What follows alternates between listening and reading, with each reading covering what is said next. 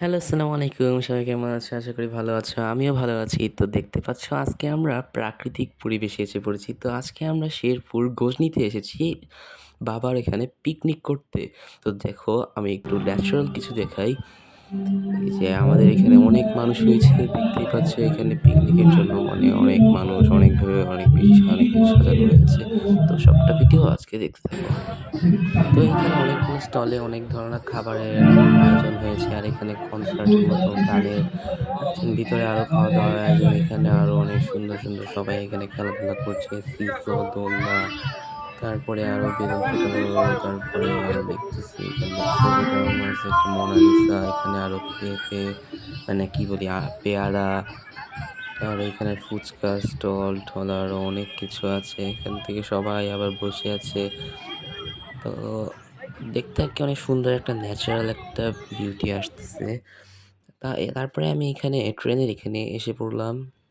এই ট্রেনের এখান দেখতে মানে এটা দেখতে আমার কাছে অনেকটা অ্যাভেঞ্জেরই মনে হইতেছে। মনে হয় না এটা কোনো সময় চালানো হয় আদৌ। কারণ কেমন জানি এটা আজব। এটা ১ম এ দূর থেকে দেখতে রোলার কোস্টার মনে হয়েছিল এটা অনেক বড়। কিন্তু কাছ থেকে এসে দেখা যাইতেছে যে এটা আসলে অনেক ছোটই। তারপরে আমি চটপটি খেলাম। মাকে একটু ভিডিও করতে বললাম। তারপরে আমি এখান থেকে গেলাম দোলনাটার দিকে একদম। কারণ দোলনা দেখলে আমার দোলনার মধ্যে ওঠার জন্য পাগল হয়ে যাই। তা আমি তাতে আমার ক্যামেরাম্যানকে নিয়ে বললাম যে, "আসো আমার এখানে দোলনার এখানে একটু ভিডিও করে দাও।" এখানে আমি দোলনার মধ্যে ঝুললাম একটু কিছুক্ষণ মানে অনেক ভালো লাগলো। তারপরে আরো অনেক ছবি-টবি তুলবো। এখানে নাকি আরো খেলা হবে আরো। তারপরে আমরা আর এখান থেকে ঘুরতে যাবো অন্যান্য জায়গায়। তো এখানে সবাই মিলে আরকি ভালোই লাগতেছে। ওই পিছনে দেখলাম আরকি সবাই অনেক কিছু সাজাচ্ছে। ওখান থেকে নেমে এদিক চলে আসলাম। ভাবলাম এখানে বেলুন শুটিং করব। তো আমি বেলুন শুটিং এর লোকের কাছে গেলাম। লোককে যেয়ে জিজ্ঞেস করলাম এখানে বেলুন শুটের কথা। তখন লোক বলতেছে এখানে নাকি আবার এক্সট্রা টাকা লাগবে। আমার তারপরে রাগ উঠে গেল। তো এটা বাইরের থেকে একটা লোক এসে পড়ছে। আসলে এখানে আমাদের এখানে হচ্ছে না।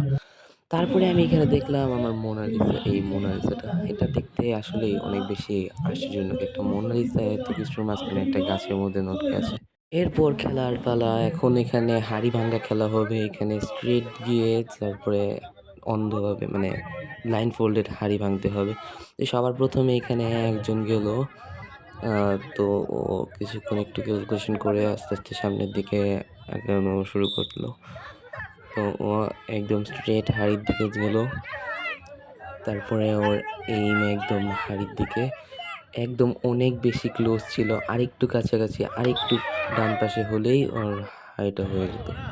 তারপরে এখানে আরেকজন আসলো। মানে তারপরে সেও অনেক সুন্দর করে চোখটা বাঁধলো। আমার কাছে দেখতে এটা অনেক বেশি ইজি মনে হচ্ছিল। মানে আরে এটা হাঁড়ি ভাঙতে হবে জাস্ট। এটা আবার কোনো বিষয় হলো নাকি? এটা কোনো ব্যাপারই না। তারপরে যখন সামনে আসলো আমার কাছে মনে হলো যে মনে হয় না আমি বাদে আর কেউ পারবো। তারপরে দেখলাম অনেক বেশি অবাকজনক ভাবে সে জিতে গেল হঠাৎ করে। তো সেও একটা গ্র্যান্ড প্রাইজ পাবে। তারপর আমার ক্যামেরাম্যান গেল ওইখানে। ক্যামেরাম্যান একদম স্ট্রেইট যাচ্ছে। মানে স্ট্রেইট যাচ্ছিল। পরে ডান দিকে হুট করে কি মনে করে চলে গেল। তারপরে একদম মাটির মধ্যে হুট করে একটা বাড়ি মারলো। ও আচ্ছা যেটাই হোক। আমি কিন্তু আরো অনেকগুলো ছবি দেবো। এগুলো ফেসবুকে পোস্ট দেখবা। আর তারপরে আমি এখন ভাঙতে চলে গেলাম। আমি একদম স্ট্রেইট হাঁড়ির দিকে একদম আমি কদম গুনে, গুনে যাচ্ছি।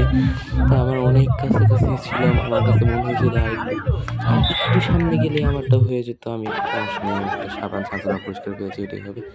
তারপরে আমার বাবা হোস্ট সেখানে গেল। বাবাই কিন্তু এটা হোস্ট করতেছে। বাবাকে একদম মানে যাতে কোনোভাবেই না পারে একদম বাবার জন্য এটা অনেক কঠিন হয়ে যায়। এইজন্য একদম গোল, গোল ঘুরিয়ে দিল। তারপরে ব্লাইন্ড ফোল্ডেড তো আরো অনেক শক্তভাবে করেছে। আমি মনে করছিলাম ব্লাইন্ড ফোল্ডেড করলে মনে হয় আসলে সবকিছু দেখা যায়। কিন্তু আমি আসলে কিছুই দেখতে পারিনি। আবার কয়েকজনের সম্ভবত দেখা যাইতেও পারে। আমি এটা সিওর না।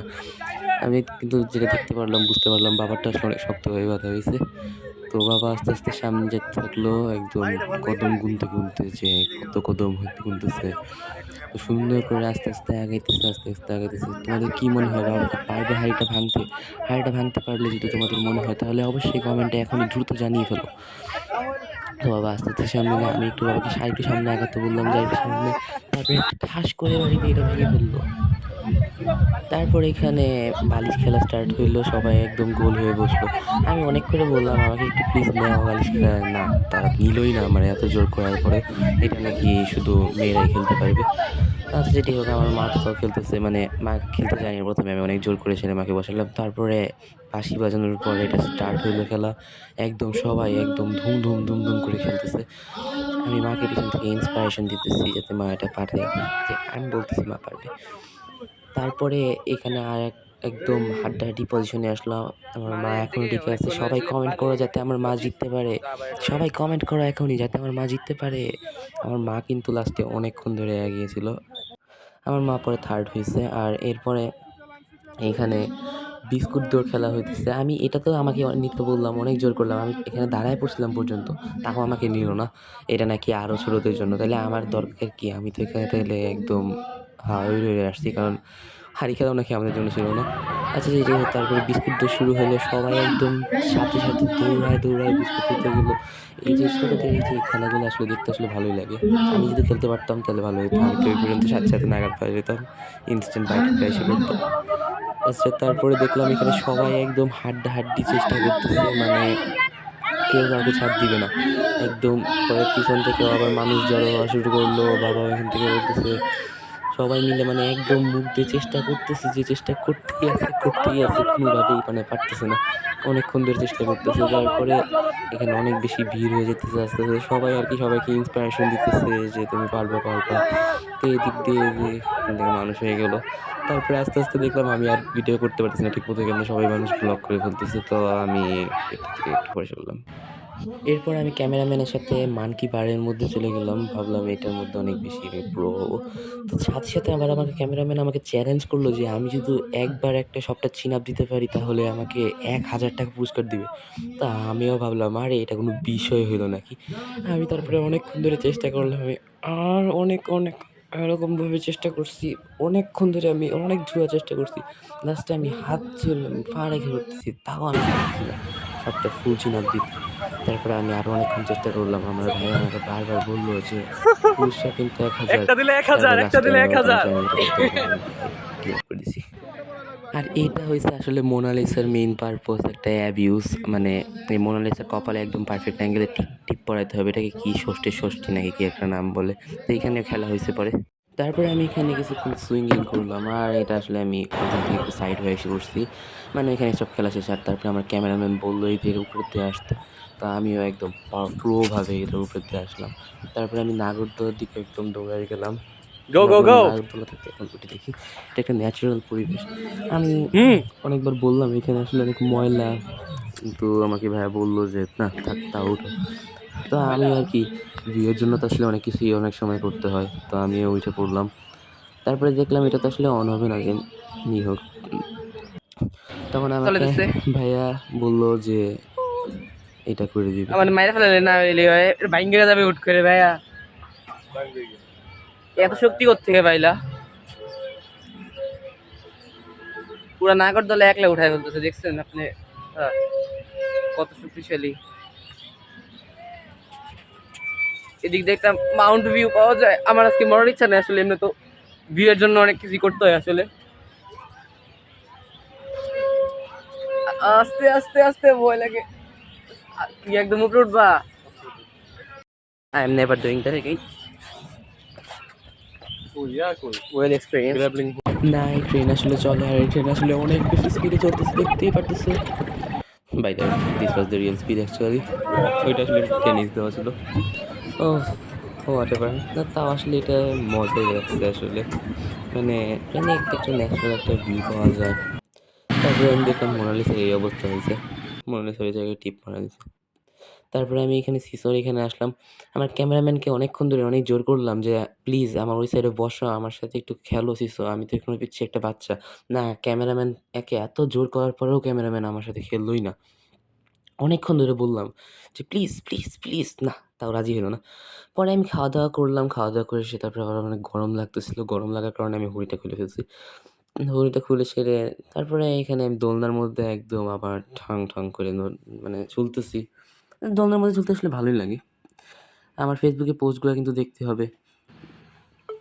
তারপরে আমার মা এই প্রাইজ যে জিতলো, এই প্রাইজ এখান থেকে নিতে গেল, ওই যে ওই সময় যে থার্ড হইলো বালিশ খেলায় ওইটার প্রাইজ। তো তারপরে স্টেজে চলে গেল আমার মা, মাকে হয়েছে এখানে নাম ঘোষণা করতেছে। তা আমি এখান থেকে পেছন থেকে চেয়ার করতেছি যে ইয়ে মা। যারা যারা কমেন্ট করছো মা মা জিতবে তারা একদম রাইট শিলা।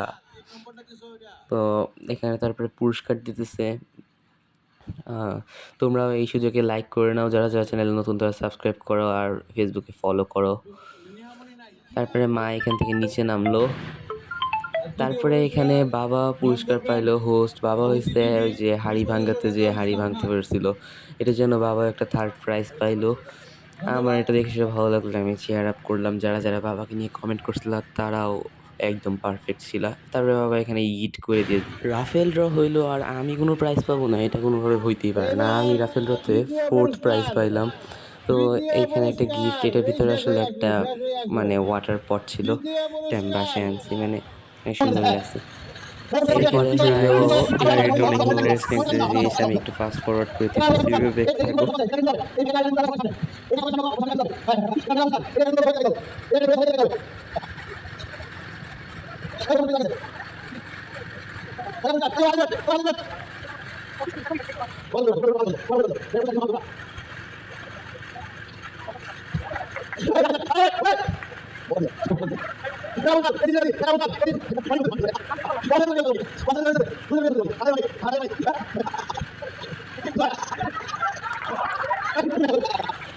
লিটারেলি একটা বদনা।